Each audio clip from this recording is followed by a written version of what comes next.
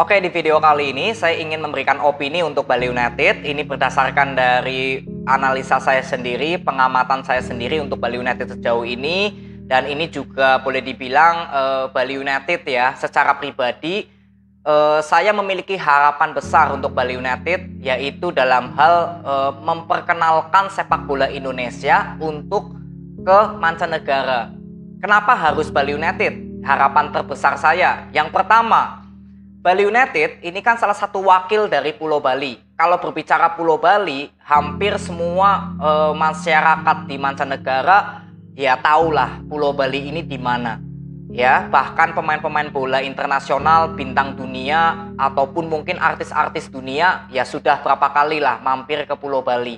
Jadi secara nggak langsung sebetulnya Bali United ini bisa dibantu promosi dari ya nama Pulau Bali.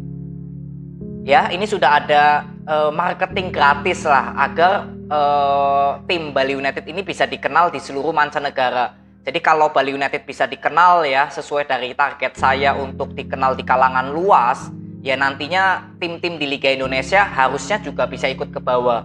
Jadi kualitas Liga Indonesia ini bisa boleh dibilang parameternya ada di Bali United. Ya, karena faktor Pulau Balinya, karena Pulau Bali ini salah satu destinasi wisata yang sudah terkenal di dunia. Lalu yang kedua, Bali United ini memiliki infrastruktur yang bagus. Dari masalah stadion Iwayan Dipta, ini salah satu stadion yang boleh dibilang kelasnya sudah internasional. Ya, lalu yang kedua masalah training center. Hampir di tim-tim Liga Indonesia ada yang beberapa masih ingin memiliki training center sendiri, tapi Bali United sudah memiliki. Lalu yang kedua, training center Bali United ini juga cukup bagus. Boleh dibilang kelasnya juga internasional ya, dibantu dari pemandangan pantai yang cukup indah sekali. Ya, lalu yang ketiga dari masalah manajemen. Bali United kalau boleh saya bilang ini manajemennya sangat bagus. Berapa kali bisa mendatangkan pemain-pemain bintang dari Jesse Lingard ya, atau mungkin ada legendnya pemain bintang mana gitu yang sempat dipanggil ke training center Bali. Nah, ini bukti kalau manajemen dari Bali United sangat bagus untuk memperkenalkan Bali United ke kalangan luas. Ya, lalu masalah keuangan juga saya bilang Bali United ya sejauh ini saya nggak pernah mendengar ada masalah keuangan. Ya, jadi ini manajemennya sudah cukup bagus untuk Bali United. Lalu yang keempat, supporter. Bali United sudah memiliki supporter yang militan. Bahkan di setiap pertandingan ada beberapa turis yang ikut datang untuk menonton Bali United. Secara nggak langsung, ya ini daya tarik tersendiri untuk para turis nonton Bali United. Karena ya tadi ya yang pertama itu ya turis yang datang ke Pulau Bali ini sangat banyak. Jadi kalau sehari-hari kehidupan masyarakat Pulau Bali yang berhadapan dengan turis-turis sudah biasa. Berbeda dengan tempat saya. Kalau ada turis yang lewat gitu ya, bisa menjadi tontonan. Karena jarang sekali turis ini datang ke tempat saya. Beda dengan Bali United yang sudah terbiasa hidup berdampingan dengan para turis, dengan masyarakat Bali. Ya, lalu yang kelima dari segi pemain, Bali United diisi dari pemain-pemain yang berlabel bintang semua. Ya, kalau boleh ditotal mungkin jumlah keuangan Bali United secara pemain-pemain Bali United itu boleh dibilang sudah kategori pemain yang VIP lah. Sudah diisi oleh pemain-pemain yang bagus atau berbintang. Ya, jadi Bali United ini sudah memiliki semua dan cukup lengkap. Makanya ini menjadi parameter saya atau harapan saya kalau Bali United bisa mengangkat nama Liga Indonesia ini ke mancanegara. Ini harapan terbesar saya untuk membuat konten YouTube lah. Intinya seperti itu. Saya ingin memperkenalkan Liga Indonesia ini sebetulnya bagus untuk kita tonton.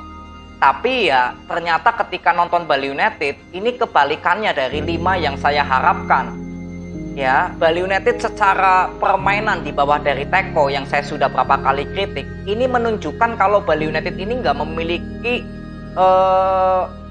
sistem permainan yang jelas. Memang Teko pernah menjuarai Bali United secara back to back. Itu yang selalu diomongkan lah. Setiap saya mengkritik Teko pasti ada yang bilang kalau pelatih mana yang bisa mengalahkan Teko dari gelar prestasi back to back.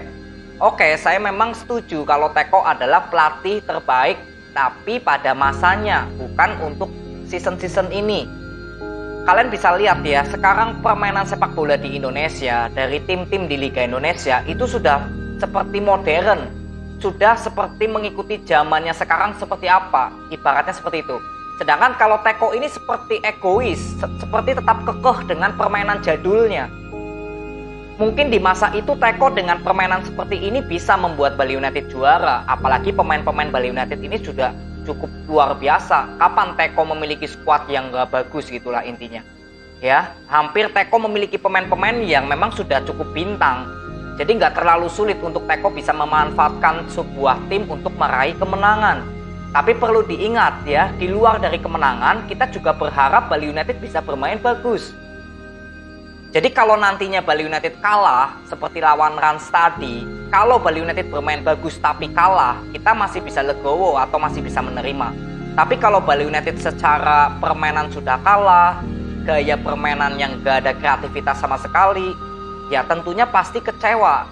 Apalagi saya penonton netral ya. Saya menonton netral ini Bali United seperti nggak ada sistem yang berjalan. Permainannya seperti itu terus. Dan terbukti ya, dengan permainan seperti ini Bali United mendapatkan hasil inkonsisten. Ini bukan berbicara Teko adalah mantan pelatih terbaik back to back, bukan. Tapi berbicara ya sepak bola Indonesia ini sudah berpaling ke zamannya modern.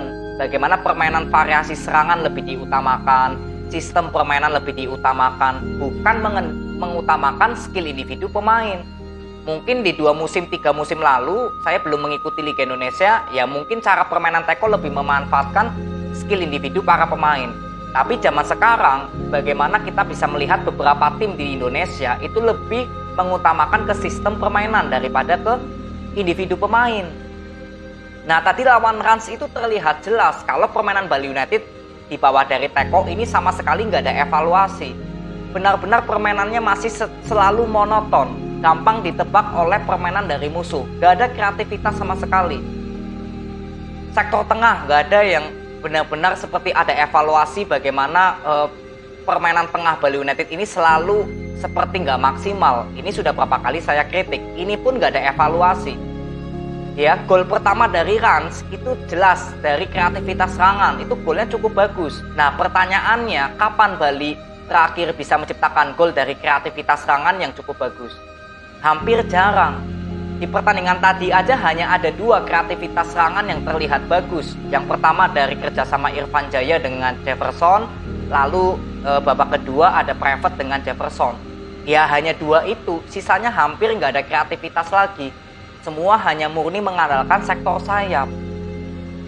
Ya, jadi inilah yang membuat saya ingin membuat opini untuk Bali United, karena saya menaruh harapan besar untuk Bali United, salah satu alat untuk bisa memperkenalkan sepak bola Indonesia ini ke ya turis-turis ataupun masyarakat asing yang belum tahu Liga Indonesia ini seperti apa.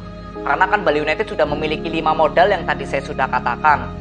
Nah, sebetulnya kalau Bali United cara permainannya juga bagus, gak usah berpikir masalah hasil menang, imbang, atau kalah. Gak usah berpikir Bali United harus juara, tapi cukup bermain bagus aja. Itu menurut saya sudah ada daya tarik tersendiri untuk para penonton asing maupun turis untuk melihat permainan Bali United.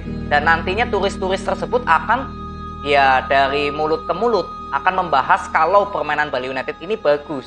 Gak berbicara hasil menang, imbang, atau kalahnya, tapi berbicara di permainan Bali United ini bagus gitu loh. Itu yang intinya saya ingin utarakan di sini, dan ini belum dibuktikan oleh Teko. Saya berharapnya kan Bali United bisa bermain bagus ya, bukan berbicara hasil menang, imbang, kalah. Ya, mungkin ada prinsip juga yang penting menang walaupun gak bermain bagus. Itu salah menurut saya.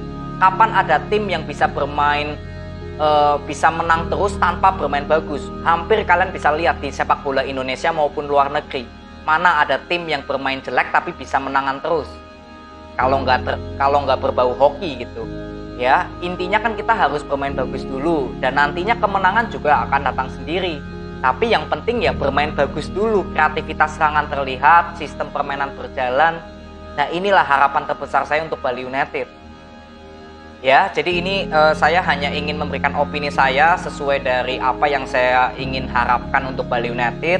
Dan selebihnya jika Teko memang mau dipertahankan atau misalkan memang ada pertimbangan dilanjutkan atau tidak, ya ini kita serahkan kembali lagi ke manajemen. Ya, intinya harapan saya terbesar ya Bali United ini juga menurut saya parameter tim di Indonesia yang bisa memperkenalkan sepak bola Indonesia ke mancanegara ya, terutama dari Liga Indonesianya, bukan timnas. Kalau timnas sudah cukup terkenal ya, tapi ini untuk liganya kita. Ini menurut saya Bali United bisa menjadi salah satu jalan untuk memperkenalkan ini.